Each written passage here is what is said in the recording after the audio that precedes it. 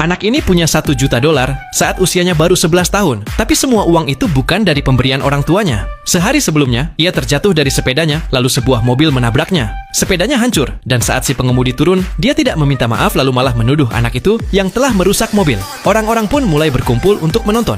Dengan terpaksa, sang pengemudi akhirnya memberikan kompensasi. Saat itu juga, mobil polisi lewat. Karena panik, sang pengemudi bahkan tidak sempat menulis jumlah uangnya, dia langsung memberikan cek ke anak itu, lalu kabur melarikan diri. Anak itu melihat cek yang kosong, lalu memakai komputer untuk menulis angka 1 juta, dan mencetaknya di cek. Melihat jumlah uang di kertas cek, anak itu sangat senang. Keesokan harinya, dia pergi ke bank untuk mencairkan uangnya. Pegawai bank terkejut melihat jumlahnya. Ia merasa kalau cek itu palsu, jadi ia pun memberikan cek itu ke manajer. Begitu melihat ceknya, manajer meminta pegawainya pergi. Anak itu mengira rencananya berhasil, tapi manajer malah membakar cek itu dengan korek api. Rencananya gagal, anak itu pun pergi dengan kecewa. Tapi manajer memanggilnya kembali. Ia membuka brankas, mengambil 1 juta uang tunai, lalu menyuruh anak itu memasukkan semua uang ke dalam tas sekolahnya. Anak itu pun langsung berlari keluar dari bank dan pulang ke rumah. Anak itu sangat senang karena kasurnya yang penuh dengan uang. Ia langsung membeli sebuah kastil yang sangat mahal, lalu memalsukan identitas baru, menyewa mobil mewah dan sopir, lalu belanja gila-gilaan di pusat perbelanjaan.